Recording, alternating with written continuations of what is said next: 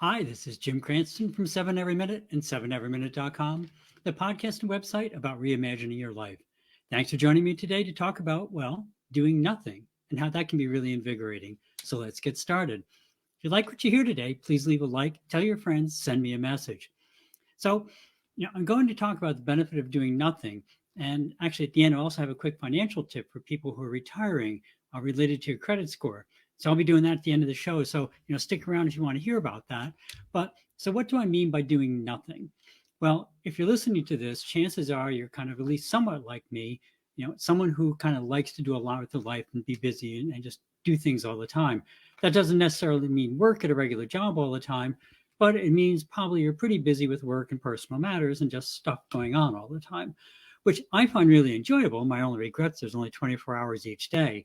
So besides trying to make the best use of the 24 hours each of us has every day, what else can we do? Somewhat counterintuitively, one of the best things we could do is absolutely nothing. And by nothing, I mean planning for and setting aside some time where the only thing on the agenda is to relax and take your mind off all the regular tasks. For me, that means heading into the mountains.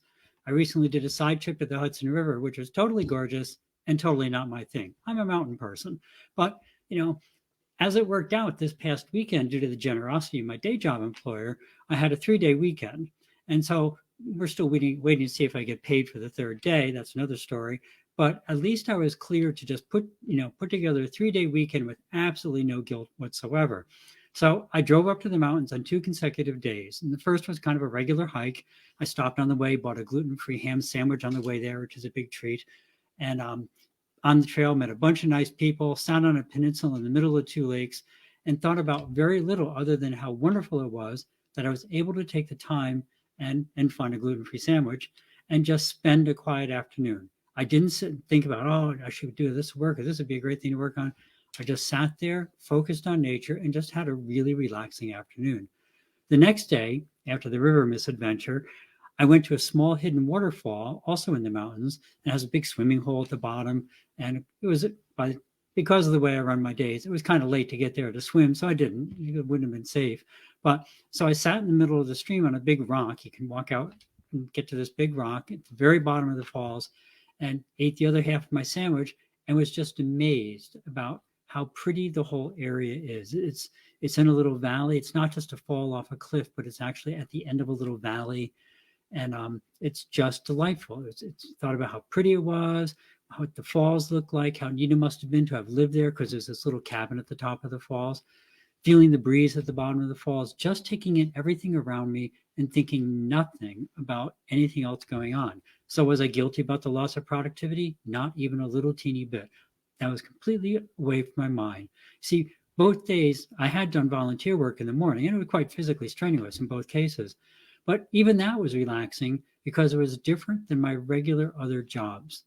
My mind was able to work on new problems and think creatively, and work with new people, and it was a whole different environment. So it was invigorating just by that. All those things combined meant by the time Sunday rolled around, I felt better than I had in literally months.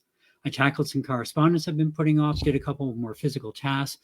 Turns out I lost a pound in 3 days just by being physically active. The whole thing felt great, and it was by doing what other people would say was nothing. So now you can see what I mean by nothing is, I mean, not doing any of the regular stuff. There were plenty of things that I could have done for the day job. Of course, there's always a healthy backlog of tasks for the podcast. And of course, this is a really important point. Your day job may not be working at a regular job. It may be caregiving, volunteering, any other activity that occurs on a regular basis, probably, 2, 3, 4, 5 days a week, maybe more. And that by its nature either causes some degree of stress or requires mental focus in the normal course of doing it. When you do that all the time, eventually you just it becomes your life. But both my jobs are continuations, my regular jobs, they have the same challenges week to week, basically. And I've been working on them for months, just been busy times on both. And they both have benefits, honestly, or obviously, but honestly, my head was just full. I needed a rest. I needed to think about something else completely, not just for a couple hours, but completely. And that's what I was able to do for 2.5 days.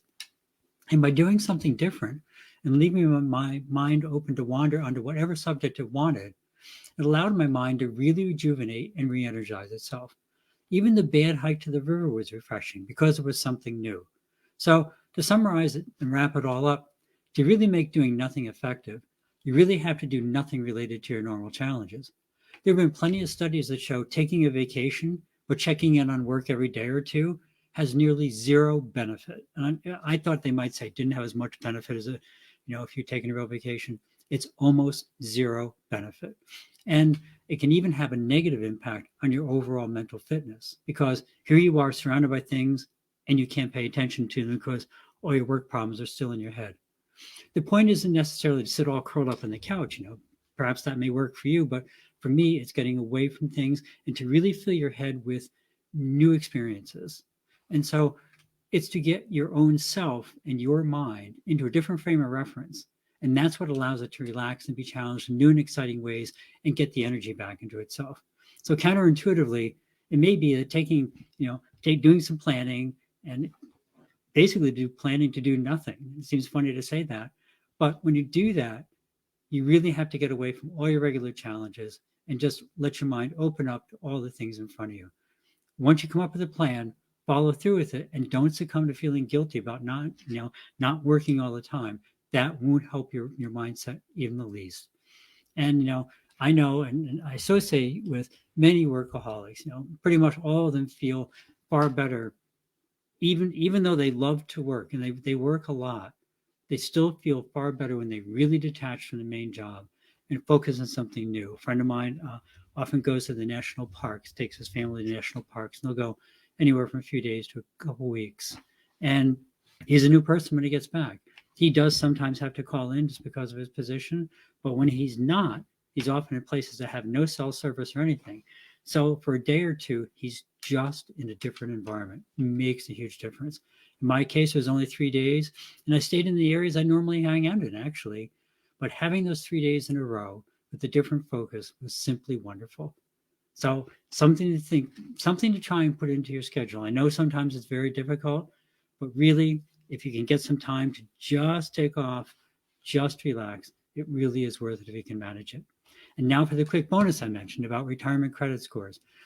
In yesterday's Wall Street Journal, of course, it's from the Wall Street Journal, but in yesterday's Wall Street Journal, it'd be July 17th of 2023. In the personal journal section, they have a section in many or most issues, personal journal. It was an article on how retirement tends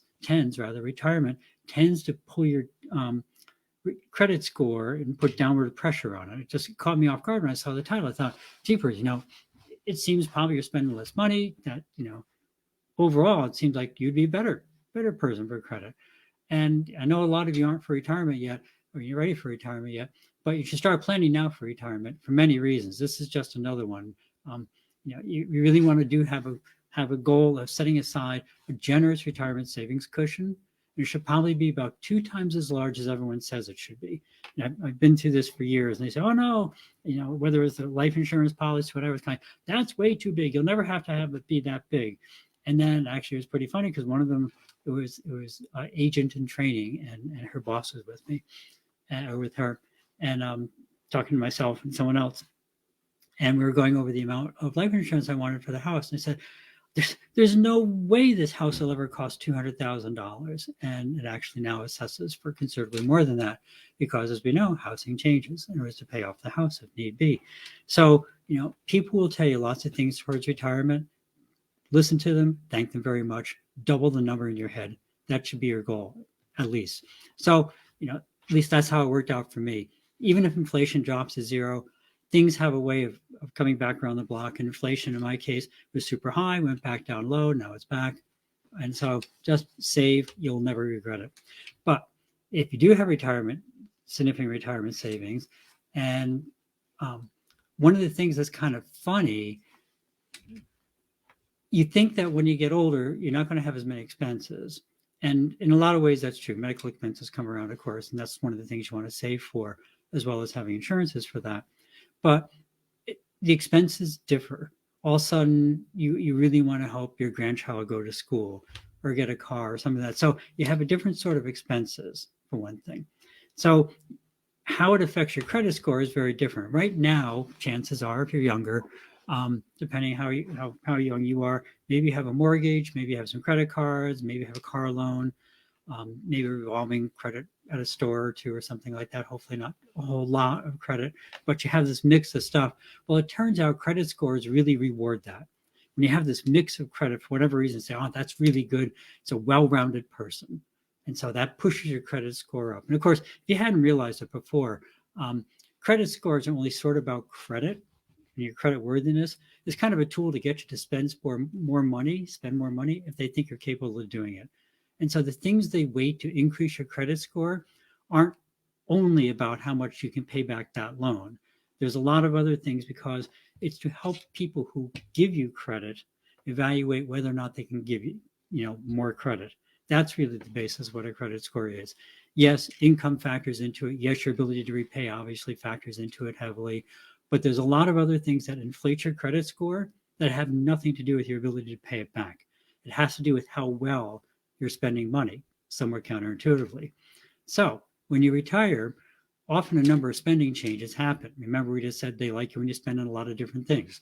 Well, first, usually your income goes down, right? That's not necessarily automatically a bad thing, but it also means that your total available credit, all your card limits and loan limits, they automatically become a larger fraction of your reported income. If you're making X before and now you're making 0.6 or 0.5X, half the amount of money, suddenly the credit before that only represented a small fraction of your total income now represents twice that amount. So that's not a good thing for your credit rating. So that's one thing that kind of happens. And you may also tend to close older accounts, either old store credit cards or that you're not using anymore, or lines of credit, that maybe you got a line of credit for a home improvement loan. He's kind of like, well, we're not going to do anything else in the house. Might as well get rid of that. Well, part of your credit score is based upon all those older and hopefully good standing credit accounts. So when you close them, suddenly they come off your credit report, and the average age of your credit accounts becomes shorter, and that negatively affects your credit score. So I didn't say that quite well. So if you have a bunch of accounts that are really old, part of your credit score is based upon how long you've had accounts open and active. And so when you close them, they become inactive, and they no longer count towards that longevity score. And the longer you've had credit accounts open, the higher credit score.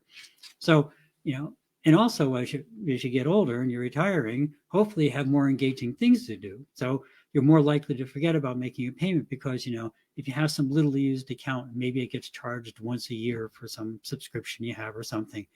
You might be away on a trip or down visiting the kids or whatever, and suddenly you have a missed payment. It can be small, but it still shows as a missed payment. And that can significantly affect your credit score when you're older. The person in the story actually sounded like they were reasonably wealthy, and they forgot they were traveling. A $300 credit payment was missed, and it dropped his credit score, just one $300 payment. Everything else was fine. Everything else was wonderful. Still had lots of money, in the bank, still spent lots of money. Everything is wonderful. One missed $300 payment dropped their credit score by like 80 or 90 points. And it never got back up to as high as it was, because now they look at it in terms of, they missed one credit score. The accounts are a little younger, maybe they're going into hard times. So it's really very easy to lower your credit score when you're in retirement and very difficult to get it back up. And something may come up where you want to go get more credit, and it's now more difficult because you have a lower credit score and you don't get quite as good a rate as you did before. What the article recommends is that you try and keep using your older accounts and pay them off every time so you don't get interest charged. But maybe you could easily pay cash for a pretty sizable purchase, put it on the credit card, and then use the cash to pay that off. It'll show the account is active. It'll show you're still making regular payments. It'll show you have a breadth of credit sources that you're using and being responsible with. That will tend to pump your credit score up. Be judicious about closing accounts because it can negatively affect your credit score and harder to replace them once you're retired. That line of credit you think you're never going to use, when the bank sends you a note and says, hey, you haven't used your line of credit in 3 years, we're going to close it in 6 months if you don't use it. Go put something on it. Take out $5,000 and 2 months later pay it back. Maybe you pay interest on it for 1 month. Maybe maybe pay it back later that month, but it still shows activity. And so it keeps that line of credit open, and that affects your credit score in a positive way. Naturally, you'd want to try and enter retirement with as little debt as possible. And that may require trade-offs that aren't practical to make, right? So some people say, when you retire, get rid of that big house or whatever. But the way the housing market is right now, yes, maybe you sell that house and make a significant profit on it, but you still need some place to live, and replacement cost is probably certainly higher than what you're selling right now. So keep that in mind. Some of the advice you see sounds good on paper, but in the way the housing market is right now, may not be the best choice. So just because somebody says, "Oh, this is what you do to reduce your retirement debt," yes, it will reduce your retirement debt, but you still need a place to live. And I can tell you, in my neighborhood around here, apartments in the little town near me, the town has probably 25,000 people in it. The area has 35 or 40,000 people, so it's not huge. You would think you're renting an apartment just outside of New York City. Prices for apartments are insane. So if you think, well, I know, I'll just sell my house, with a minimal mortgage on it and move into an apartment, check out the prices first. Be careful of what you're doing, because costs are not how you remember them from a few years ago. And then the final advice was, beware of credit lines with a variable interest rate. If you do have a mortgage now, hopefully it's one either with a fixed rate or a much lower rate. As you retire, your income is going to become more fixed in nature. So if you take out any new loans of any sort, whether it's a mortgage or any loan whatsoever, if it has a variable rate, chances are inflation is going to continue for a while. What that means is that loan keeps increasing somewhat in value the interest payments on it go up over time. And so the payment will probably go up to keep the same payoff time. And that means that loan will become, again, a larger piece of your available income. So you may have thought that by getting that loan and paying off some other cards, you'll end up saving some money. But now you have that loan that's a variable rate. It's getting bigger too.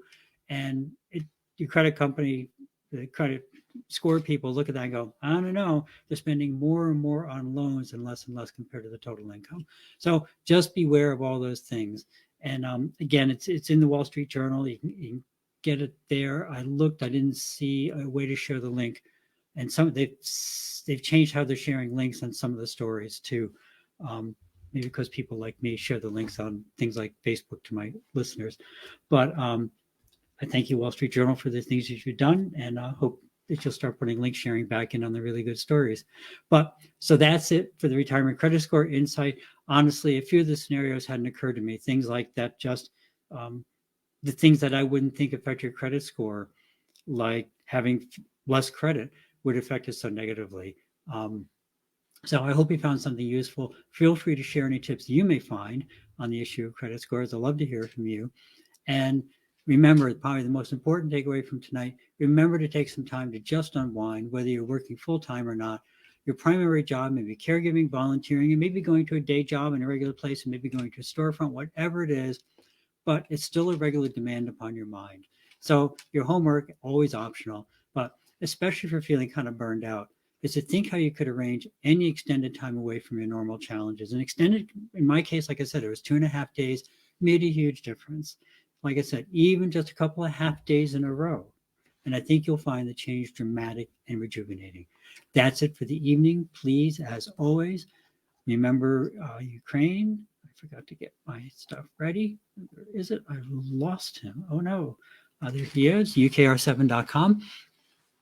Links where you can donate to Ukraine. Also there is World Central Kitchen, wck.org. We've talked about it a lot, and I'll talk about it always and continue to talk about it. People in Ukraine definitely need your support, but there's a lot of people in the world that do need support all the time. And no matter how bad we think we have it, we still have it pretty good to a lot of the world, compared to a lot of the world. So, as I say often, remember, one of the best ways to care for yourself is to care for others. If you're Ken or able, please try and make a donation to one of the organizations or whatever organization that you feel comfortable dealing with, whether it's something like Goodwill, Salvation Army, some favorite charity locally. If you can, try and help those in need. It helps you focus from outside yourself to the rest of the world. That change in perspective is really good for your overall general feeling. So again, ukr7.com, lots of places you can donate. If you can, please give it a whirl. As always, thank you for stopping by. If you found something interesting or useful, please pass it along and hit that like button. If not, please drop me a comment as to what you like to hear. Have a great week. Remember to live the life that you dreamed of, because that's the path to true contentment. Love and encouragement to everyone. See you next week on 7 Every Minute and 7everyminute.com. Thank you.